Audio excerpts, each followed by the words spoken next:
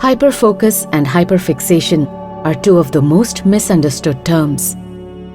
While hyperfocus and hyperfixation ADHD are very similar, they are not identical. Parents of kids dealing with ADHD find it challenging to understand how to manage attention. Kids who have hyperfocus tend to intensely concentrate on subjects that can stimulate their cognitive abilities or creativity. However, they can't concentrate on mundane, repetitive, less exciting, and boring activities. Hyperfocus is a temporary state of mind.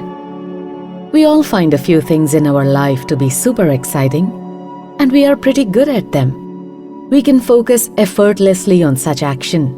For a few other aspects of our lives, we are embarrassingly clumsy. Let us take some examples. Paying for our electricity bills, doing our dishes, or reading through the fine prints of our insurance policies. We just do not like doing them. Gardening, needlework, puzzle solving, and similar kind of activities positively affect their case. Any repetitive and exciting action at the same point in time helps. Hyperfixation, on the other hand, can last for months, years, or even a lifetime. You will notice that many people are overly obsessed with certain things, ideas, people, or situations. In case of failure, past tragic events, separation, etc., people sometimes don't come out of the residual trauma. In that sense, hyperfixation becomes a kind of obsession. There can be many reasons for hyperfixation. Many of them can be because of a lost relationship, a lost thing, death of a loved one, lack of love, or lack of proper parental care. However, hyperfixation has a positive angle. Hyperfixation can lead to an incredible amount of productivity.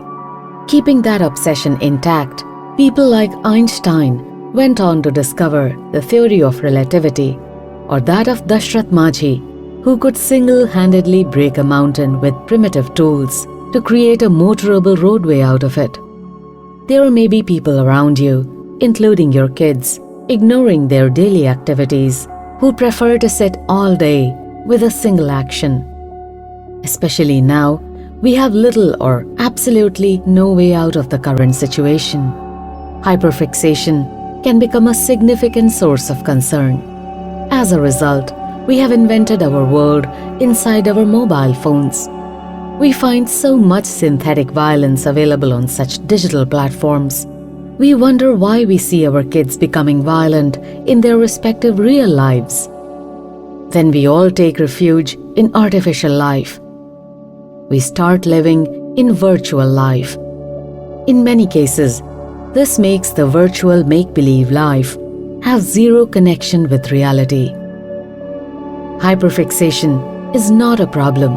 It is a matter of determining the subject of our hyperfixation. At some points, having hyperfixation towards a particular topic can lead to a tremendous amount of creativity. However, hyperfixation can lead to a colossal disaster if the subject is about a negative aspect. The more your kid lives with the exposure to such underlying conditions, the more you will find your kid exhibit the symptoms of hyperfixation. We need to address the underlying causes or help our kids with better coping mechanisms to solve hyperfixation. We can get our loved ones or the people around us out of this emotional challenge.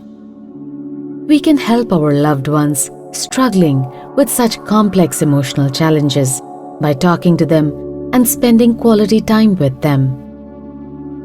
Many people in the world are positively channelizing their hyperfixation. Some have planted millions of trees. Some work alone for the people, and some protect the animals. So now it is our choice to convert a virtue or a vice out of hyperfixation. To know more about the subject log, connect with a therapist or lawyer through the United We Care website or app. Easy access to a host of professionals working just to make happiness your first priority.